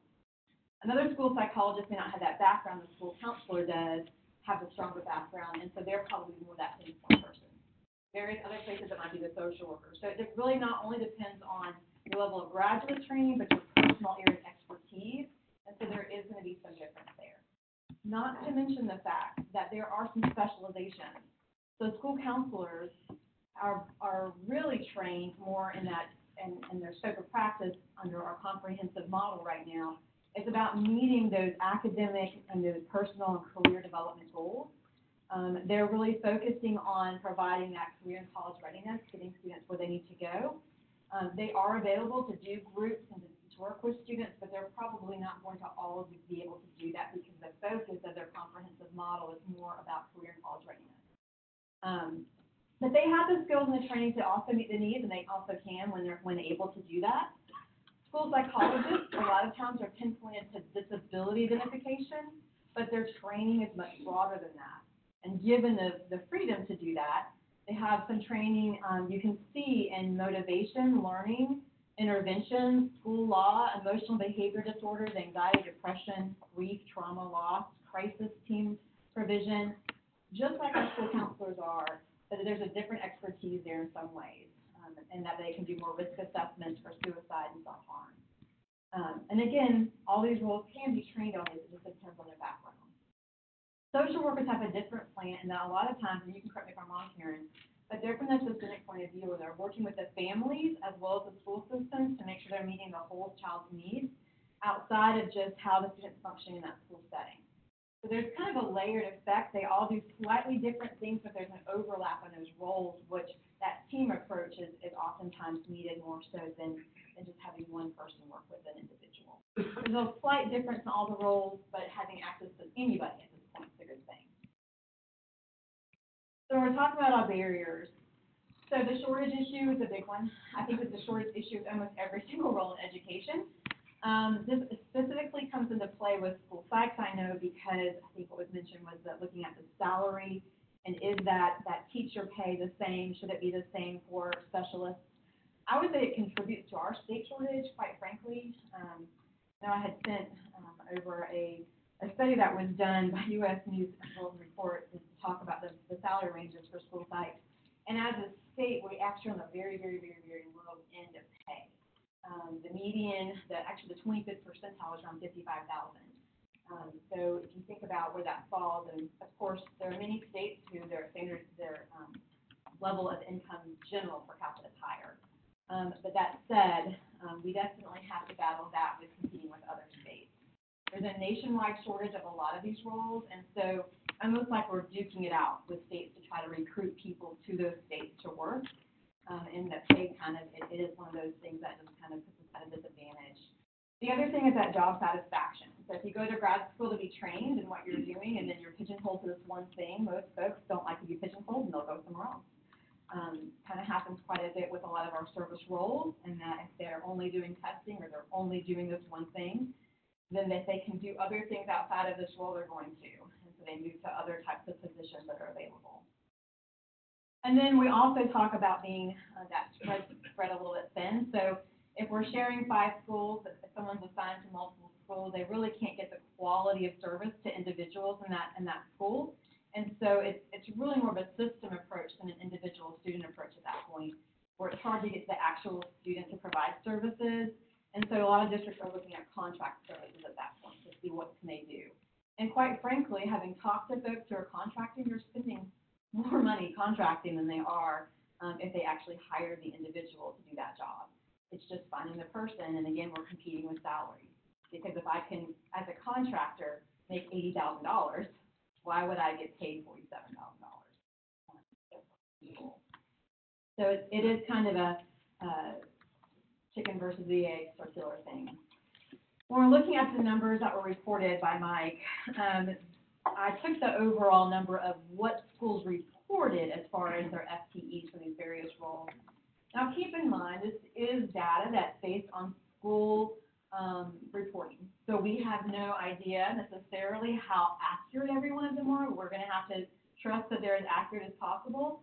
I do know there's some slight variation. I have school psych numbers that I collected based on a survey from a district standpoint last year. And I saw the numbers off by maybe around 200 school psychs. So by my numbers, we had about 620 school psychologists. By the school's reports, we have 859. There's a little bit of variance there, and it had to do with a few districts who were over-reporting a large number. You might see on the numbers that some of those schools reported we had 130 school sites in that district, and that's just not where we fall. We fall maybe half of that. So it may just be that their understanding of that question was off. But overall, this is the student population based on our report card that was currently posted, and where those different positions fall. And you can kind of see the discrepancy there, which there should be some discrepancy. We should have more school counselors and school psychologists because that ratio should be lower. But definitely disadvantage for social workers, and definitely a little bit lower for school psychs. Some of the questions that came in as far as what do you do, I know that there are some districts who have zero reported who contract in. Those are the ones who do end up probably paying a lot more for services than what you would probably pay, if you were able to hire somebody full-time, but they're contracting by hour. So that person's probably never really seen in the school setting by a principal. They're probably only going in and testing a student and leaving for disability purposes only, and then handing off that report to somebody else, who then just interprets that report for them, because they're paid by hour. So that's kind of where we stand in the landscape of things. I did, part of the mental health collaborative role, we did ask them about what their recommendations are, what their thoughts were regarding the ratio. I asked if they wanted to like it to be maintained, one-time change, whatever they thought that they were going to recommend. So their recommendations were either a one-time adjustment or looking at multi-year plans, because they know that it takes so much to get things done. So that was their recommendation. Do I have any questions? So when we're talking about school psychologists, just for my own edification, I've done some research, but I'm not entirely sure. We're talking about master's level, specialist level, doctoral level. Yes. And could you go over the difference between a licensed clinical psychologist, somebody you would go and see that the physician would refer you to, versus a psychologist in a school? What are the differences? That's a very good question that no one ever really knows unless you're working in the field, it feels like. I know a lot of times people call school counselors, school psychologists interchangeably, and then what's the difference between clinical versus the school psychologist. Right. So school counseling is a field of its own, school psychology is a field of its own. They both have graduate programs that are identified specifically for those roles. School psychologist is currently an education specialist degree, so a master's plus your education specialist. They've grandfathered in some folks who went only through their master's program without the EDS assigned to it. You can have your doctorate in school psychology. There's very few, because there's unless you're going into academia, there's not much difference in what the training is. It's just research difference. The difference between the clinical world and the school psychology world is that it's based on what the focus is. So school psychology focuses on learning, how students learn, specifically related to special education as well, so IDEA and all the laws associated with that, disability identification, and then how to help students be successful in the school environment. So looking at the whole child. So counseling efforts, learning small group, individual counseling skills, focusing in on things like behavior intervention planning, FBA, those kinds of things to help support students in the school setting. So it's all very school specific. In the clinical model, it's more about diagnosis of and treatment of psychopathology. So you're more focused on the clinical terms of isolating out depression versus anxiety. How do you diagnose those, and how do you treat them specifically, individually, differently? So a school psychologist is providing services in the school in the area of therapy or counseling would do so more with the slant of how do I help this student be successful in the school environment, given that they have this emotional background, and they can provide those services in the school setting. But it wouldn't be how does this child then necessarily go out into the real world and work with their family and help with that systemic effort. Does that make sense? So it's a very different degree. What you learn is very different, and it's specialized, and you have to go to a school psychology program, graduate program, to get that degree. And you would go to a clinical program to get that degree. And then as a school psychologist, without my doctorate and being certified under the Department of Health, I would never go into the shingle outside and charge people to come see me without being supervised by somebody who's professional. Yeah. On the recommended ratio, their maximum ratios, I think kind of one size fits all. I just wonder how much variation there would be if you could vary it based on the demographics of the position. Yeah, I think it's a one size fits all because it's hard to say necessarily what those needs will be. So as far as students with disabilities, there's a role. That's the one area of school psych that is very unique to that role, and that they do certify students under disability categories. I would say that occurs no matter what classification that you're in, and that's a steady amount of referrals, no matter if you're rural, urban, high poverty, low poverty. It's pretty consistent, right? right? That we're gonna see disabilities pop up no matter what. In regards to mental health aspects, of course, the higher risk locations would probably need more supports in general. That said, and I know that there was, I think it was the social work field who had that number drop dramatically when it had to do with the high risk students, with poverty and absenteeism coming into play. Because the depth and breadth of what a school psych does is so varied, that scope of service is so varied, there's plenty to do to keep busy. So I would even say I worked initially out of a higher economic district. And my schools that I worked in were lower economic, within that higher, right? So saying that, while I was always busy too, we also had people moving into that district because they knew they could get more services for their student, their child, and that they had more resources available. So, and sometimes there were a higher number of students that had difficulties because they were coming to that location to get more services. So it's really hard to say, yes, you would need this aside from the population of students you serve, and so that's why they average it out, because it's really hard to say. But I would say the higher risk you have, the more trauma you have, but that would also go into my thought of school, which would be that would be a better opportunity to train all your staff in some of those best practices for trauma or best practices for various things, so that we're all on the same board and we can help deal with the systemic issues that are at play.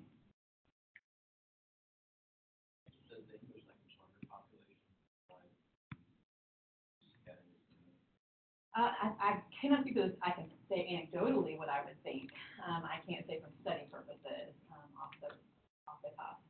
I would guess that our social workers would probably be used more so, just because of the need to serve the whole family and things that come up.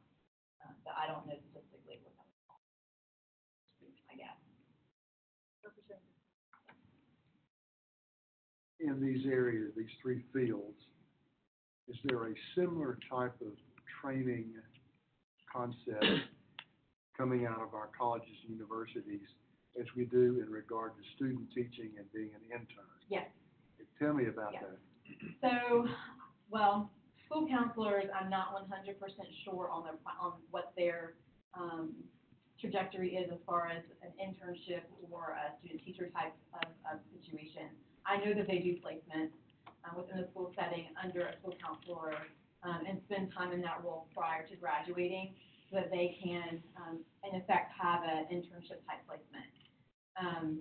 School psychologists are required to have both a practicum, which is 1 semester of placement, as well as a full year of internship, which is basically working full-time in a school setting, or 50% in school setting and 50% in the clinic. But a full year of that under a weekly supervision of a licensed school psychologist. So for instance, when I did my internship, I was given a school by myself to work with without a school psychologist being in that building. And then I also worked with school psychologists in their buildings so they could have some direct supervision of me to see my skill set. But that was a full year's worth of time. So it's a little bit different. Social workers, I'll let Karen speak better to that. Social workers have to complete an internship within the school. I believe that's a minimum of 400 hours. Very similar. They have to graduate from an accredited social work program, with the 16 BSW and I believe 8 MSW programs in the About state. 5 weeks. If I do 400 my hours. math right. 400 hours, but it actually is across a full semester. It's basically a semester, okay. Right. Several hours per week, in other words. Several hours per week. Yeah, and I think the school cycle would be around 1,800 hours. Do you know by chance about school nurses? I do not. That would be a good question for us to take back to them now. What was the question about school nurses? If you're interested in going into become a school nurse, do you have a similar requirement as social and psych? And I would say not, because really they're just nurses. It's just nurses. That are hired in. They're the only ones that aren't licensed.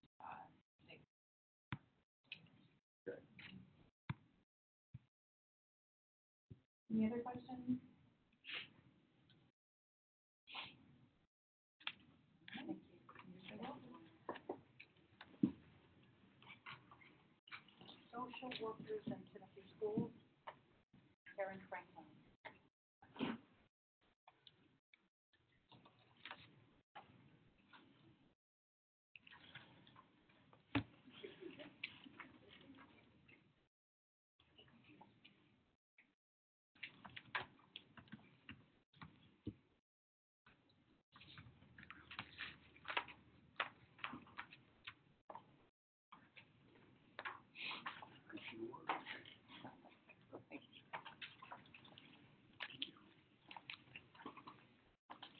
First of all, I want to say thank you for allowing me to present and to talk about public chapter. Wait for a second. I want to say a special thank you to the Tennessee General Assembly for passing the law that asked the BEP Review Committee to look at a component for school social work. And I want to also say a special thank you for the legislature for almost passing that bill unanimously. What I want to do is to do a little bit of background on the bill and how we got to where we are.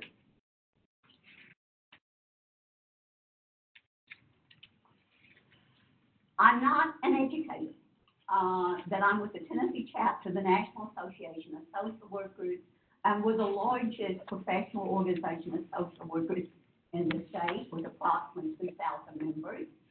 And we do not just represent school social workers. They're probably a small percentage of our membership, actually. That social workers and our members are involved in communities across the state, working everything from hospice care to adoption to clinical counseling. Basically, when there's a need in the community, there's usually social workers addressing that need. Talking a little about school social workers, we actually went through that a little earlier. These are the basic requirements from the Department of Education's website. They're professional school service personnel licensed by the Department of Education that provide a critical link between, and you're going to hear this a lot as I move through this, school, home, and community. They're not just focused on that child in the school setting, but they're really doing linkages around that child's needs.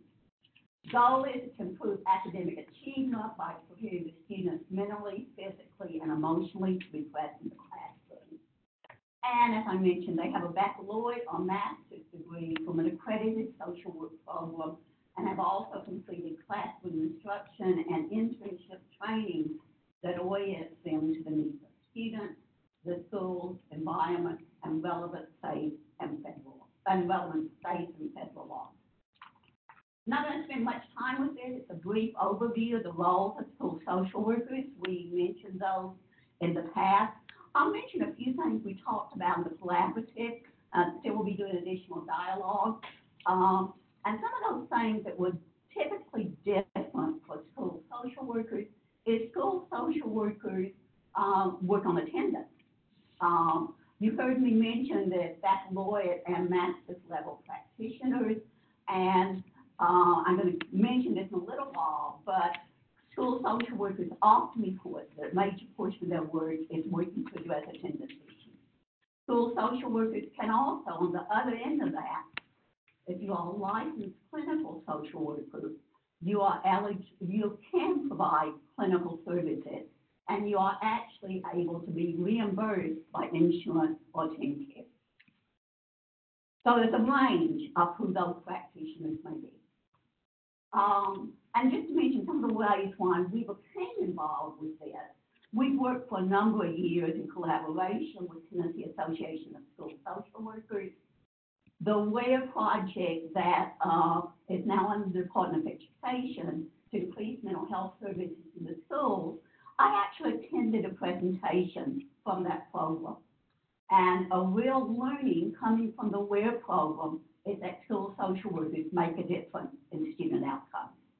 So I'm going to mention that. And we also began to gather data. that illustrated how a state was at that time utilizing school social workers. This is one of the quotes that really hit my attention from the WARE program. The WARE program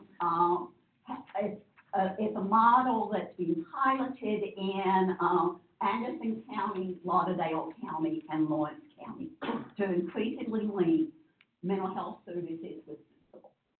This quote is from the WARE director after 4 months of having school social workers on staff. These social workers were hired in July, and what she reported was, after the district had been sending out historically hundreds of letters related to attendance because of absences for 5 days, after they hired 4 school social workers, those letters decreased to only 12.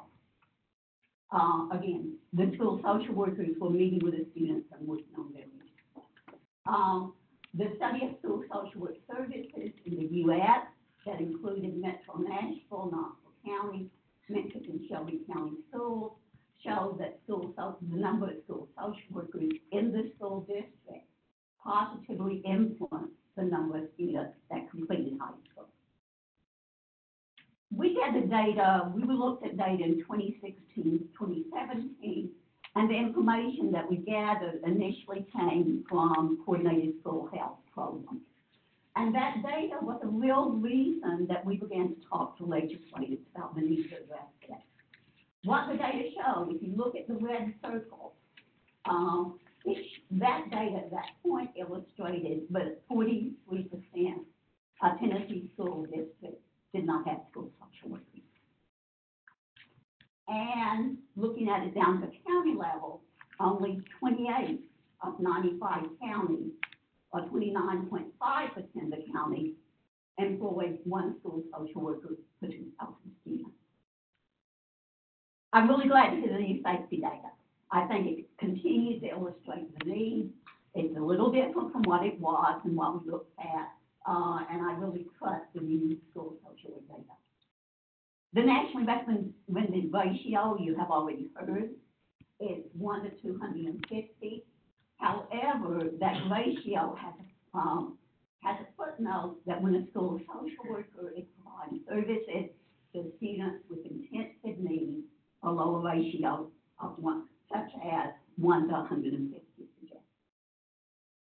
Just a little background on Public Chapter 844. You are seeing Public Chapter now addressing it from what it was revised to. The bill was initially drafted, and we knew it was idealistic, to require employment of 1 social worker in every K through 12 public school across the state. The fiscal note on that bill was increasing state expenditures $134,400. Not too bad, but not good. But by the time the bill will be fully implemented across the state, and in all levels in schools, it will be increased local expenditures, $105 million, basically $106 million. We knew that bill was not going to pass before we saw the fiscal note, but we also thought it was really important to begin to address the need. The bill was revised with all agreement to establish the Student Support Collaborative that you just heard a report from, and to require the BEP Review Committee to analyze additional components for school social workers in the BEP formula, and to include that analysis in their 2018 annual report. I will be very honest with you. When I saw that sentence in the bill, developed by our sponsors and probably with the Department of Education's input, like, what does that mean? I think I'm more and more seeing the importance of that and begin to look at it in terms of funding. And I really appreciate the work done by this body in looking at that from a financial perspective.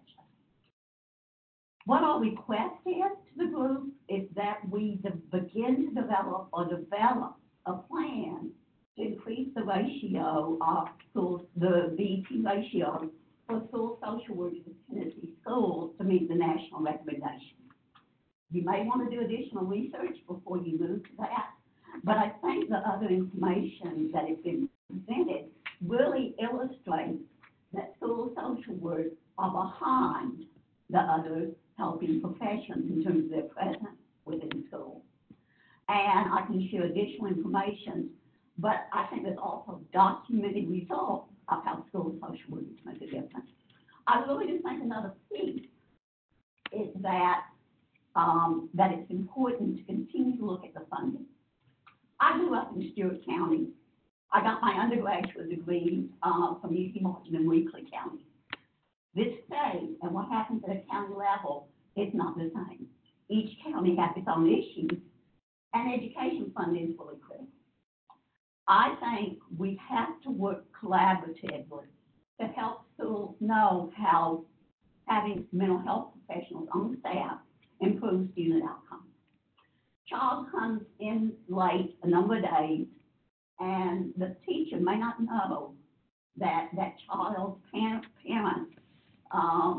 is on alcohol and drugs. They may not know that that child is homeless or in a temporary shelter. They will be more likely to know that now.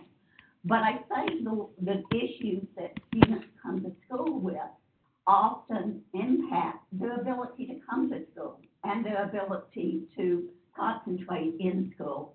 And I think it's really important for student success that we have personnel that can address those issues. So part of what I hope we do across the next year is really help local school districts know how having school social workers and other mental health providers can help outcomes. I also have to plant another idea. You just heard about the mental health professionals that we have in the schools. I think one of the things that I don't believe we have done, and I hope people will correct me if we have, we haven't looked across departments about how we can fund mental health services in the schools.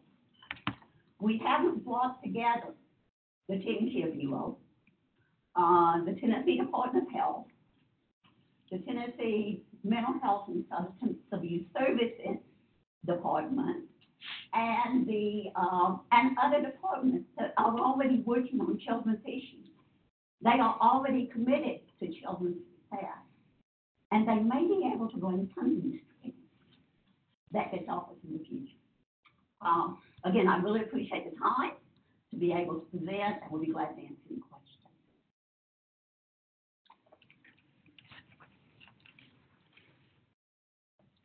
Questions? Comments?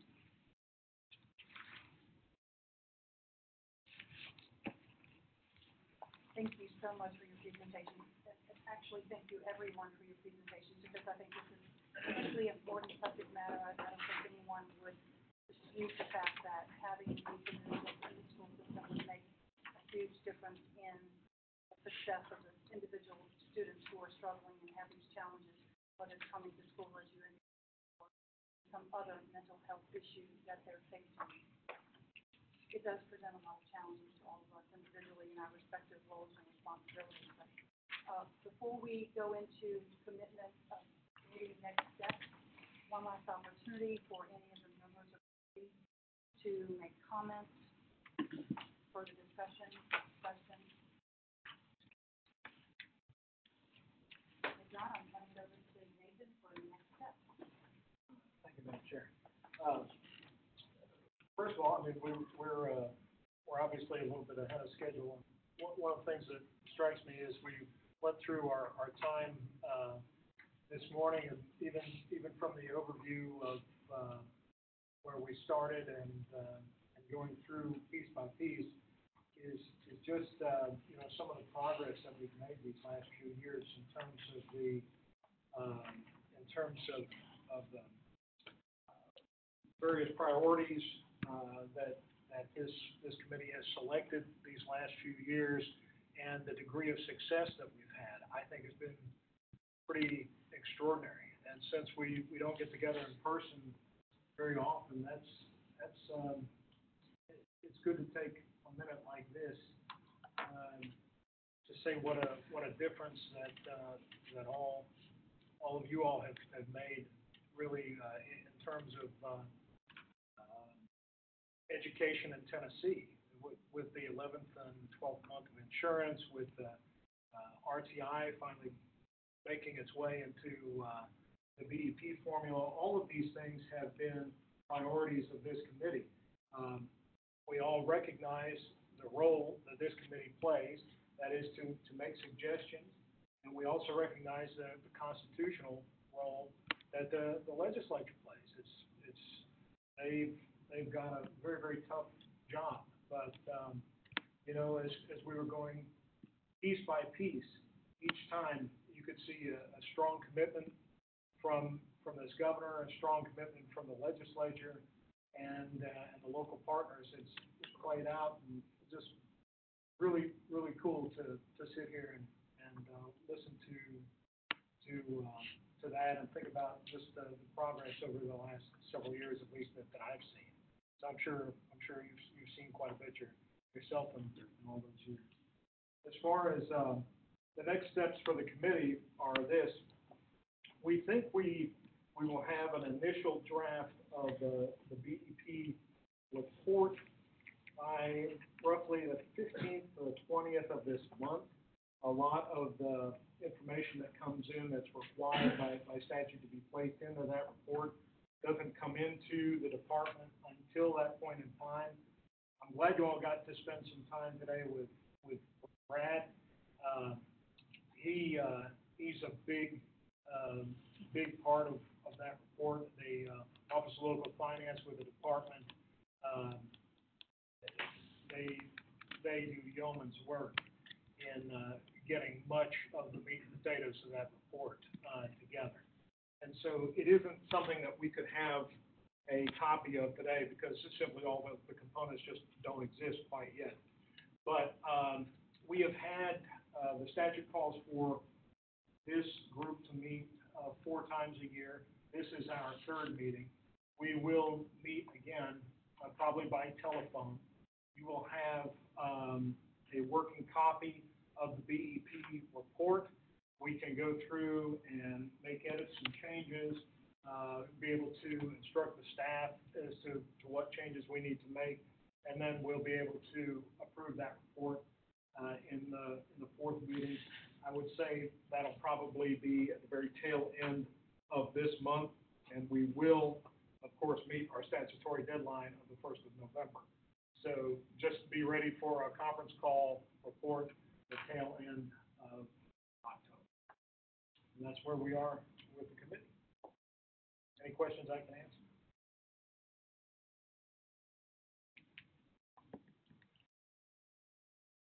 I know we had already talked about our priorities before, prior, possibly with these presentations, those priorities change or maybe added to, but I think this was some really compelling data, compelling information that we really didn't have put together, that priorities. I don't know what seems like it's actually taken.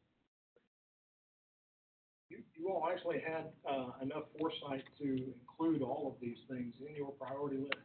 So it went to the Commissioner of Finance and Administration, it went to the Governor, and it went to the Commissioner of Education already, and it listed all of these things already. So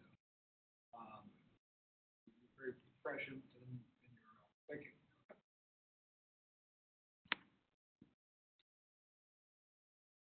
No other comments? Then I think we stand adjourned. I think we are adjourned. Thank you all for your